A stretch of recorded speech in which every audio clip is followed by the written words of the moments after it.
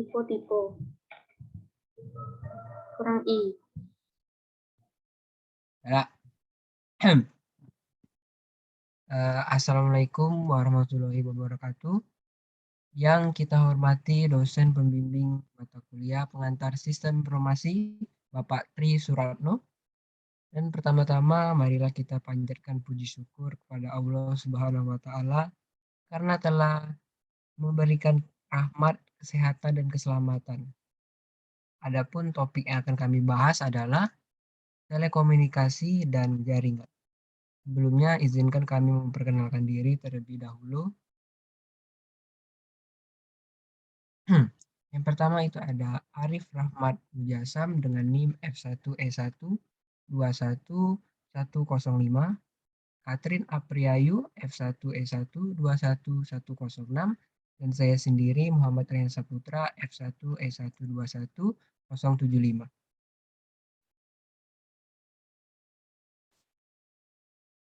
Baiklah, langsung saja kita mulai penyampaian dan penyajian materi yang akan dibacakan oleh teman kita, yaitu Arif Rahmat Mujasam. Kepada Arif, kami persilakan. Baik, terima kasih kepada moderator telah mempersilahkan saya untuk menyampaikan materi. Yang pertama adalah perusahaan berjaringan. Membentuk jaringan dalam perusahaan. Perusahaan dapat berjalan dengan adanya telekomunikasi dan teknologi jaringan. Telekomunikasi dan teknologi jaringan bekerja menggunakan internet. Bisnis telah menjadi perusahaan berjaring atau networked enterprises. Internet, web, intranet, dan extranet membentuk jaringan proses bisnis dan karyawan secara bersamaan, menghubungkan mereka dengan pelanggan, pemasok, dan pihak lainnya.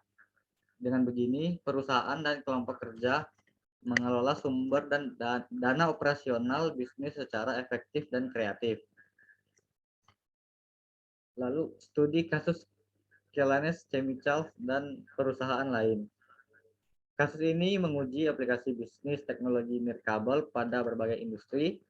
Di Kelanes Chemicals ini, aplikasi PDA nirkabel digunakan untuk mendukung tenaga penjual di lapangan dengan memberdayakan pekerja pemeliharaan di pabrik kimia. Di Fidelity Investment, 170.000 pelanggan aplikasi nirkabel mencakup harga saham dan perdagangan sekuritas. Para pelanggan nirkabel ini memiliki banyak aset dan lebih aktif secara finansial, yang memungkinkan Fidelity melayani mereka dengan aplikasi nirkabel. Perusahaan retail juga telah menggunakan komputer nirkabel selama bertahun-tahun untuk menghubungkan lantai penjualan dengan sistem persediaan.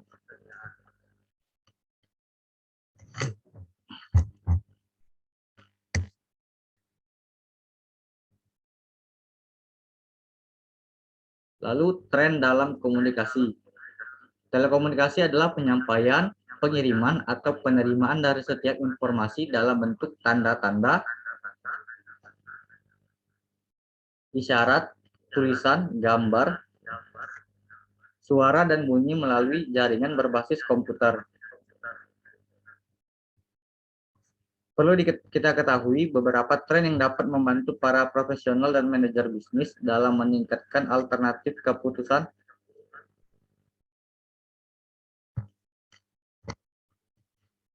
yaitu tren dalam bidang industri, teknologi, dan aplikasi bisnis. 1. Tren industri mengarah kepada pemasok, pembawa, aliansi, dan jasa jaringan yang lebih kompetitif, dipercepat oleh deregulasi dan pertumbuhan internet dan World Wide Web.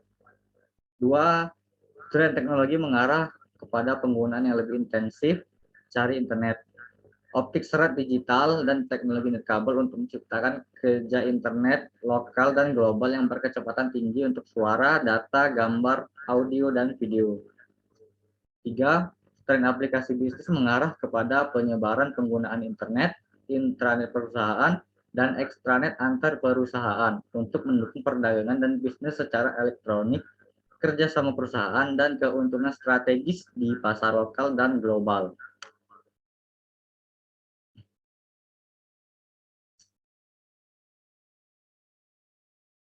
Selanjutnya, nilai bisnis dalam jaringan telekomunikasi.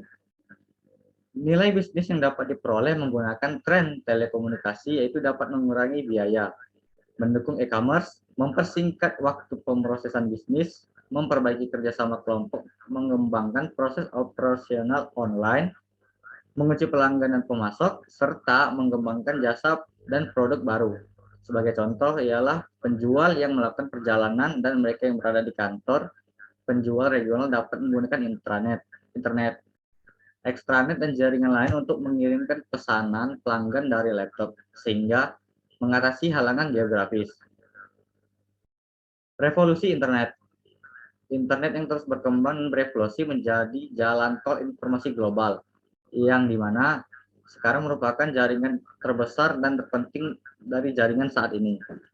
Ribuan jaringan bisnis, pendidikan, dan penelitian saat ini saling menghubungkan jutaan sistem komputer dan pemakai lebih dari 200 negara. Internet tidak memiliki pusat telekomunikasi. Setiap pesan yang dikirimkan memiliki kode alamat yang unik, sehingga setiap server internet dapat mengirimnya ke tujuan.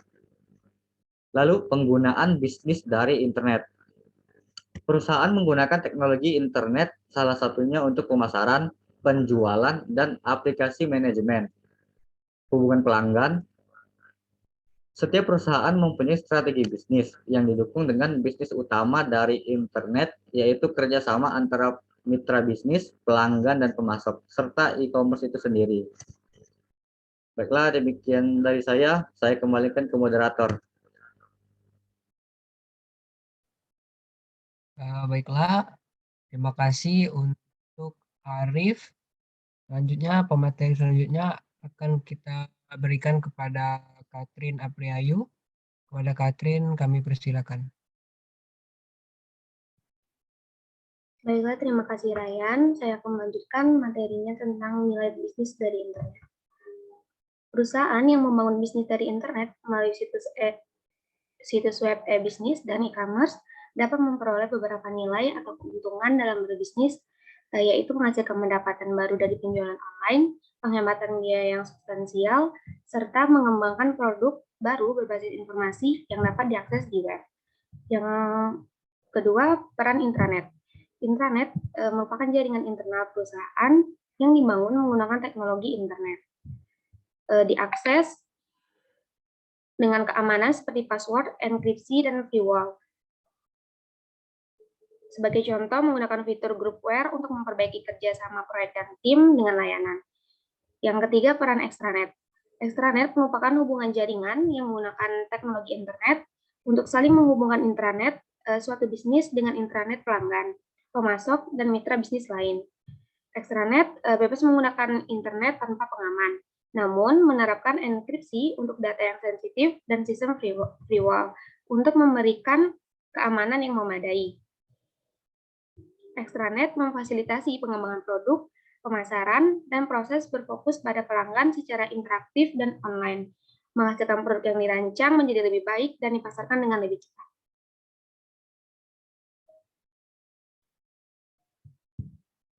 Telekomunikasi dan jaringan bagian 2. Yang pertama, alternatif telekomunikasi. Nah, telekomunikasi adalah sistem informasi yang sangat cepat berubah dan sangat teknis. Komponen dasar jaringan merupakan karakteristik penting dalam praktisi bisnis ketimbang karakteristik teknisnya. Nah, seperti studi kasus Conway Now dan Tribal Navigation yang dapat mengetahui bagaimana sistem pelacak satelit GPS digunakan oleh perusahaan semen dan truk serta bisnis lain. Nah, perusahaan ini menggunakan GPS untuk melacak pengiriman melalui truk, sehingga kita dapat menjamin kepada pelanggan pengiriman tepat waktu. Yang kedua itu model jaringan telekomunikasi. Terdapat 5 komponen dasar dalam jaringan telekomunikasi yang perlu kita ketahui. Yang pertama, terminal, gunanya untuk mengirim atau menerima data seperti komputer pribadi berjaringan. Yang kedua, prosesor telekomunikasi seperti modem yang berfungsi untuk pengendalian dan dukungan pengiriman serta penerimaan data antara terminal dan komputer dalam jaringan telekomunikasi. Yang ketiga, saluran komunikasi sebagai saluran telekomunikasi data dikirim dan diterima melalui kombinasi beberapa media, seperti kawat baja, atau sistem nirkabel. Yang keempat, komputer, dan yang kelima, software pengendalian telekomunikasi, yang terdiri atas program pengendalian aktivitas, komunikasi, dan mengelola fungsi jaringan telekomunikasi.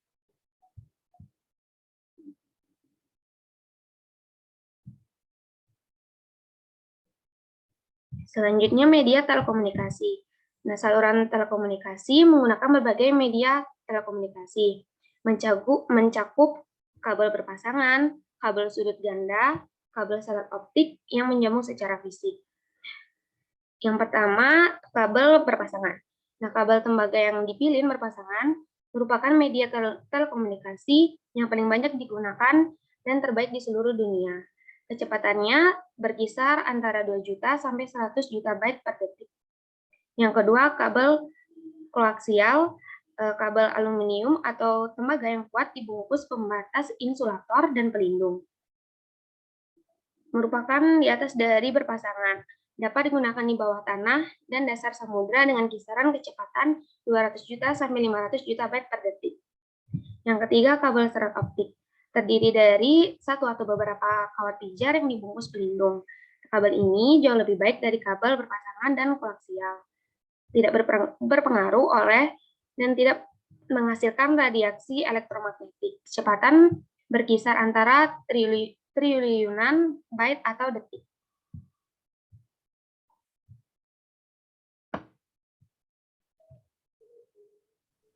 Baiklah, terima kasih Katrin Apriayu telah membacakan materi. Materi selanjutnya akan saya lanjutkan, yaitu tentang teknologi nirkabel. Teknologi nirkabel mengandalkan gelombang radio, gelombang mikro, inframerah, dan pulsa cahaya untuk mengirim komunikasi digital tanpa kabel antar peralatan. Setiap teknologi ini menggunakan jangkauan tertentu dalam spektrum elektromagnetik atau megahertz dari frekuensi elektromagnetik. 1. Gelombang mikroterestrial melibatkan sistem gelombang mikro yang terikat pada bumi yang mengirim sinyal radio kecepatan tinggi dalam jalur antar stasiun penerima. Antenanya pun biasanya ditempatkan pada gedung, monumen, bukit, atau puncak gunung. Kedua, satelit komunikasi. Satelit komunikasi menggunakan radio gelombang pendek sebagai media telekomunikasi. Umumnya, satelit komunikasi mengorbit jauh dari permukaan bumi. Satelit mendapat tenaga dari panel matahari, berfungsi sebagai stasiun penyiar sinyal komunikasi dikirim dari stasiun bumi. Stasiun bumi sendiri menggunakan antena parabola guna mengurus sinyal. 3. Sistem PCS dan seluler. Menggunakan beberapa teknologi komunikasi radio dengan membagi area geografis menjadi beberapa sel. Sistem telepon seluler telah lama menggunakan teknologi komunikasi analog berfrekuensi 800 sampai 900 MHz. Personal Communication Service atau PCS sendiri beroperasi pada frekuensi 1900 MHz dengan menggunakan teknologi yang berhubungan dengan seluler digital. PCS sendiri memakan biaya dan konsumsi daya lebih kecil dari seluler. 4. LAN nirkabel. Penggunaan dari LAN nirkabel bertumbuh cepat seiring dengan implementasi teknologi kecepatan tinggi yang baru. Sebagai contoh adalah Wi-Fi, wireless fidelity, dan Bluetooth pada perangkat komputer. 5. Web nirkabel. Akses nirkabel ke internet, intranet, dan extranet tumbuh seiring banyaknya peralatan informasi berbasis web. Kesepakatan mengenai standar protokol aplikasi nirkabel telah mendorong pengembangan teknologi. Nirkabel bertujuan meningkatkan kecepatan transmisi nirkabel. Software telekomunikasi. Software merupakan komponen utama dari semua jaringan telekomunikasi. Software manajemen jaringan telekomunikasi dapat ditempatkan di komputer, server, mainframe, dan prosesor. Program manajemen adalah program yang menjalankan fungsi-fungsi seperti secara otomatis memeriksa komputer klien untuk aktivitas input atau output, menentukan prioritas permintaan komunikasi data dari klien dan terminal, serta mendeteksi dan mengoreksi kesalahan transmisi dan masalah jaringan lainnya. Fungsi telekomunikasi yang dibangun di Microsoft Windows dan sistem operasional lainnya menyediakan berbagai layanan dukungan komunikasi. Misalnya, bekerja sama dengan prosesor komunikasi seperti modem, untuk menghubungkan dan memutuskan hubungan dan menetapkan parameter komunikasi seperti kecepatan, cara, dan arah transmisi. Contoh fungsi manajemen jaringan yang utama adalah 1. Manajemen arus, 2. Keamanan, 3. Pengawasan jaringan, 4. Perencanaan kapasitas. Yang terakhir, protokol dan arsitektur jaringan. Protokol adalah peraturan dan prosedur standar untuk mengendalikan komunikasi dalam jaringan, sedangkan arsitektur jaringan komunikasi menciptakan standarisasi dan kompatibilitas antar protokol komunikasi yang bertujuan mempromosikan lingkungan telekomunikasi yang terbuka, sederhana, fleksibel, dan efisien. Sebagai contoh yaitu model OSI.